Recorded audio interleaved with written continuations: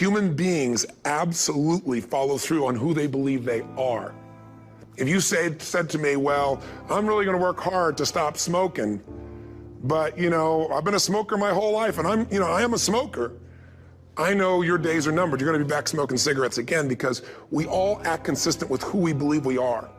I tell people the strongest force in the whole human personality is this need to stay consistent with how we define ourselves. If you define yourself as somebody who is really conservative, you're not gonna be crazy and act nuts unless you're really drunk or something, and then you can say it's the alcohol, when it's really just you finally getting permission to be yourself. The alcohol is your excuse.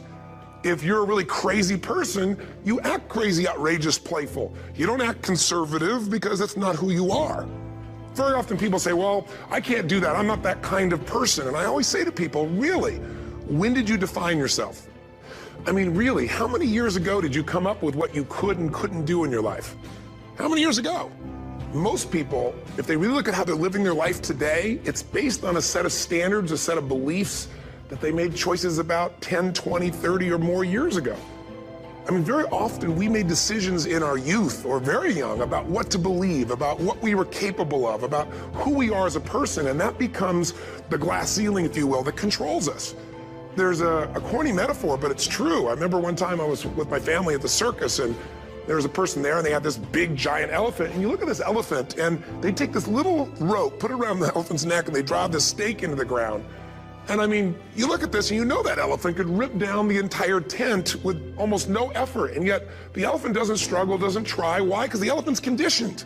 And they take that elephant and condition the elephant when it's a baby elephant. That's how they train them. When it's a little baby elephant and it doesn't have the power yet, they put a big rope around it and they drive this huge stake in the ground, and the elephant fights and fights and fights. And one day, finally, that elephant decides, I'm not capable of pulling this out. And once that becomes the definition of an identity of anyone, an elephant in this case, they don't even try anymore. It's just who I am, that's how it is, that's just the way it is in my life. I'd like to ask you to take a look at any place you've got a limitation and ask yourself, when did I decide to accept that limitation? And you may not even see it as a limitation, you might see it as just that's who I am. But so often in our lives, we've adapted to be a certain way so that we don't fail or so that people will like us or respect us, but it's not necessarily who we are. Joy comes when you're spontaneous.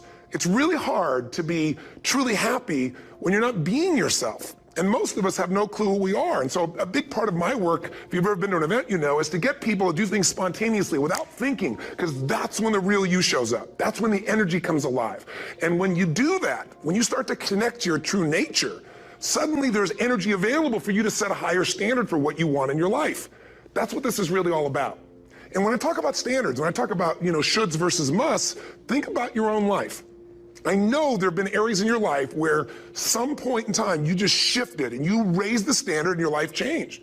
Because whatever people have their identity attached to, they live.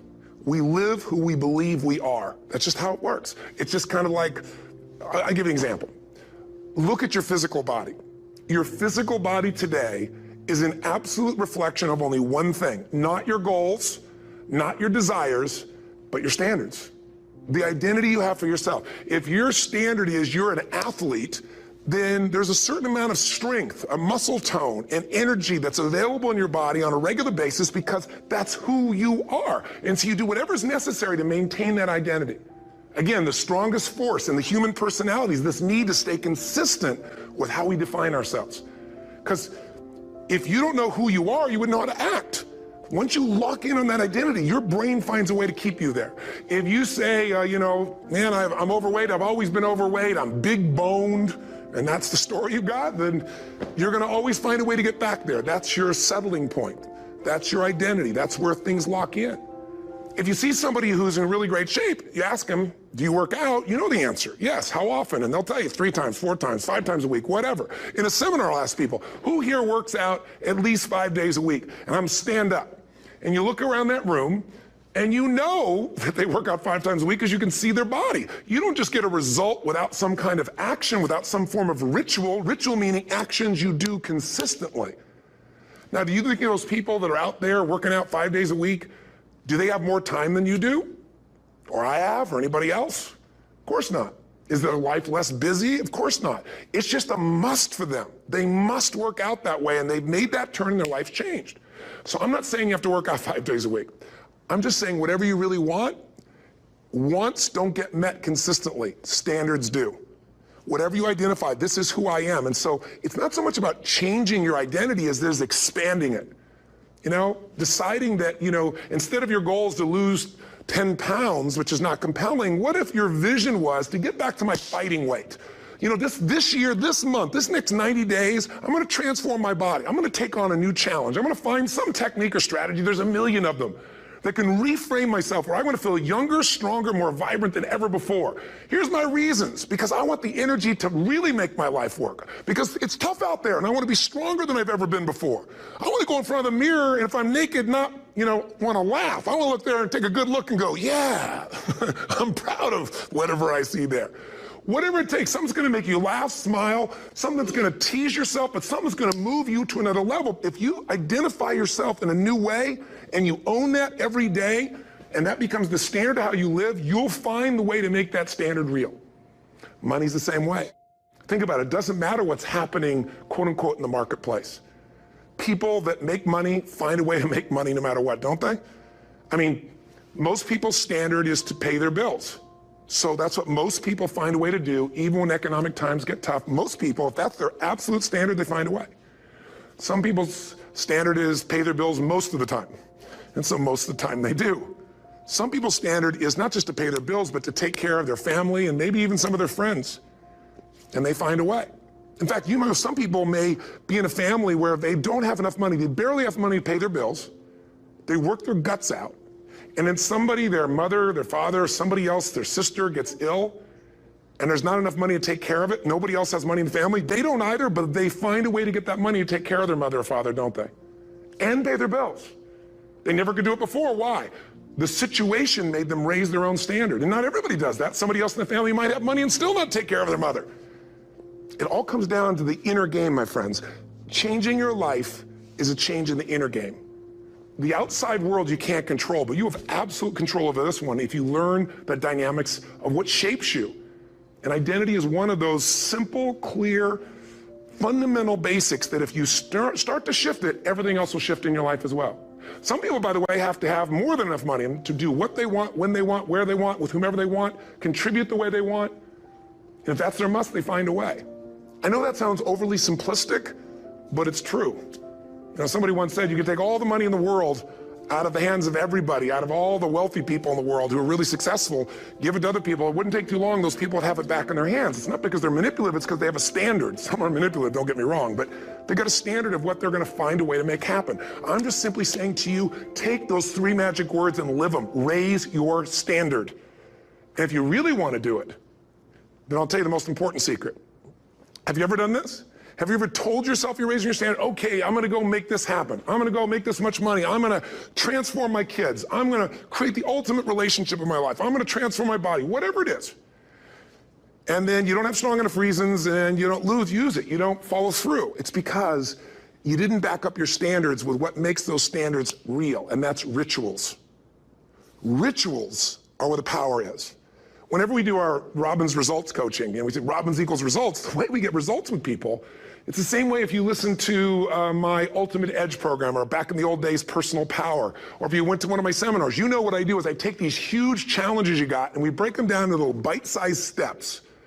Little things you do each day that after you do them, you get so much momentum that it's easy to succeed. You're not overwhelmed. You have these victory day after day after day on little things.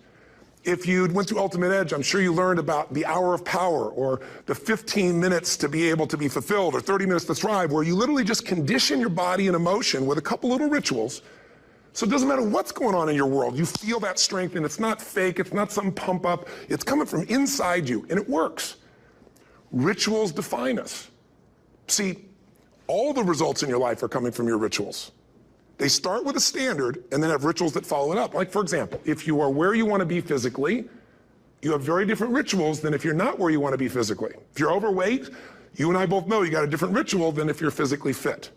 Completely different. You get up in the morning, what's the first thing you do if you're fit? Your shoes are there, you roll over. It Doesn't matter how you feel, you put on your shoes, you lace them, you start walking, or whatever that ritual is. If you're overweight, you roll over and you have a very different ritual. You might roll over several times to turn the alarm clock off. You go in and get your mocha, smocha, whatever, special coffee. You stop by at Starbucks, whatever the case may be. You have your nice sugar muffin. It's supposed to be really nice for you. Whatever you do, it's a different ritual. If you have a great, passionate relationship, you have very different rituals in how you come home than if you have a lousy relationship. When you come home and the first thing you do is you're tweeting somebody or you're emailing or flipping on the news or you don't even come home. What are the rituals? Whenever I study people that are successful, what I look for is what's the standard they hold themselves to? And then what are all those little rituals that add up? Because think about it. Success and failure are not giant events. They don't just show up. You don't just suddenly become successful or suddenly have this cataclysmic event that makes you fail. It may look that way, but failure comes from all the little things.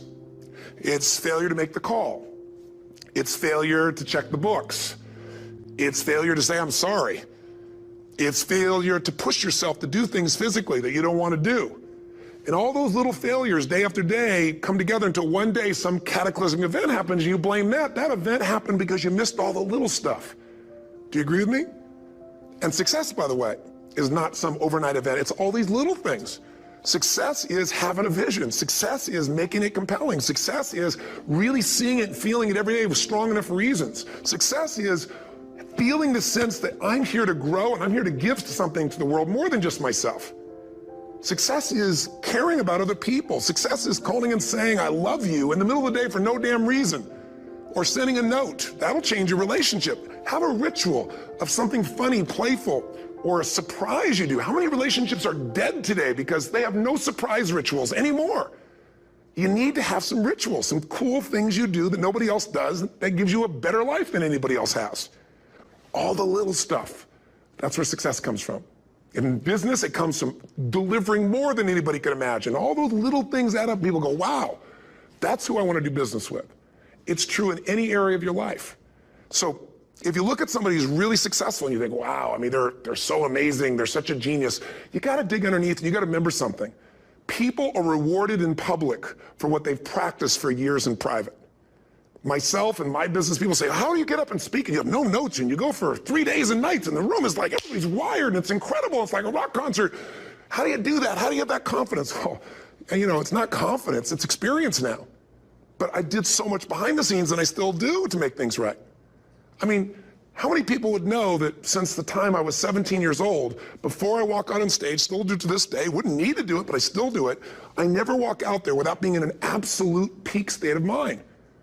There are days my back is hurting, my throat is hurting, or I may have had a challenge, or my father passed away, and I've still got to deliver for these people because my standard is give my all every time. Every event has to be better. Talk to anybody who's been to our events for 5, 10 years, some of our trainers, and I'll say, I don't know how he does it. He always finds a way to make it better. That's not an ego thing. That's a standard in me. I have to find the way. And my ritual, though, is I prepare, I think, I gather new information, I figure out how to put something across better. What do people need? I spend time with our customers. I see what's going on. And before I get on stage each time, I have this little ritual to put myself in a state of mind. And I did it starting like 17 years old. I started doing it. I'd say, I now command my subconscious mind. And I say this out loud several times, this little phrase, set of phrases, as an incantation to kind of condition my mind and body. And I'd say, I now command my subconscious mind to direct me in helping as many people as possible today by giving me the strength and the emotion and the humor and the brevity, whatever it takes to show this person and help this person change their life now. And I started that with a person when I worked with people one-on-one, and I would do that for 45 minutes driving in my Volkswagen to go serve and coach somebody for the first time. Now I don't say that person, I say these people, and I can go out in a room of 10,000 people and deliver for 50 hours, and I do it every time I come back on stage. It's a ritual to go into peak state. Peak states don't just show up, they don't interrupt you. Great ideas don't interrupt you, you gotta pursue them. I talked to Michael Jordan, I'll never forget, at the peak of his career, and got to watch his final game, saw him backstage and spent some time with him, and it was a pretty exciting time. He was the greatest basketball player I think that ever lived and has ever lived. And I asked him, I said, what sets you apart, Michael? What is it? And is it God-given talent, ability, skill? What is it? And he said, Tony, he said, I can shoot you straight, and it's not, me trying to act humble. He goes, I have a lot of talent, a lot of God-given talent, a lot of skill. I've worked really hard. But he said, really, it's my standards. He said, every day I demand more from myself than anybody else could humanly expect. I'm not competing with somebody else. I'm competing with what I'm capable of. Magic formula. Because most of us lower our standards. Why? Because who you spend time with, my friends, is who you become. One of the biggest reasons I started going to seminars when I was like 17 is I had nobody around me as a great role model. I could read about somebody, but being around people, being in that environment was very different. Finding a way to go to work with someone who lived that standard of life was very different. You get around people with low standards and you compete with it. You don't need to compete with it. It's like, okay. I mean, remember Jerry Springer? I don't know if he's still in the air, but I remember he used to get people on those shows, and I thought, where would he find these people? And why would people watch? I'll tell you why they watch. They watch these people and go, my life's still pretty darn good compared to that person. Look at them. You don't have to change your life. All you have to do is find somebody with a lower standard and you'll feel good about yourself. But if you feel that good feeling, it's an illusion. The only thing that's going to make you happy, my friend, and this year or any other, is to step up. It's to raise the standard. It's to discover what you're capable of and feel that incredible power of pushing through whatever's holding you back and get to the other side of more of your true self. That's what this game's all about. And look at the best of the world in anything. Tiger Woods, what's his vision? To win golf tournaments? No, to be the best that ever lived. That's his goal. That's his vision. But here's what's interesting. He backs it up with rituals. If you just have a vision and you don't have the rituals, stop lying to yourself. His rituals are, he started doing things nobody did before. He went and started lifting weights. Golfers lifting weights? No way. He went out and he changed his swing when he was the best in the world because he realized in order to be the best that ever lived, he was gonna have to change his swing. If you know anything about golf, you don't change your swing when you're the best. And he went and retrained himself because he has different rituals than other golfers. Now many people are modeling his rituals to get better. It's amazing. You know, you look at somebody like Michael Phelps, the 2008 swimmer, won 7, only 2 people, I think, in history, if I remember correctly, that have gotten 7 gold medals in one session. And here's a guy, he's got number 6 under his belt, and he's exhausted, and he's going in for that final swim. I'm sure you remember. And how does the guy win? By 1/100th of a second. Do you think that was some massive skill that got him over the top? Or was it a standard that says, this is who I am? I am the champion, and no one is taking this from me. And somehow in those final milliseconds, 100th of a second, he pushed himself just beyond his competitor. But you know about Michael Phelps? What allowed him to be able to push beyond that moment is his rituals. Go study the guy. Most people who swim have these unbelievable workouts.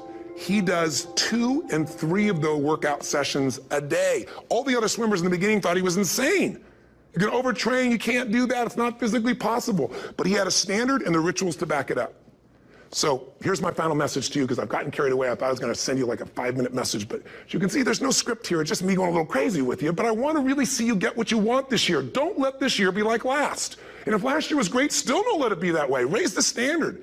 If your life is perfect and extraordinary, you darn well know you're not gonna be happy unless you keep making it better. That's what makes us feel alive. It's not what we get that makes us happy. It's who we become and what we're able to give because we become more. That sense of contribution is what creates the deepest meaning.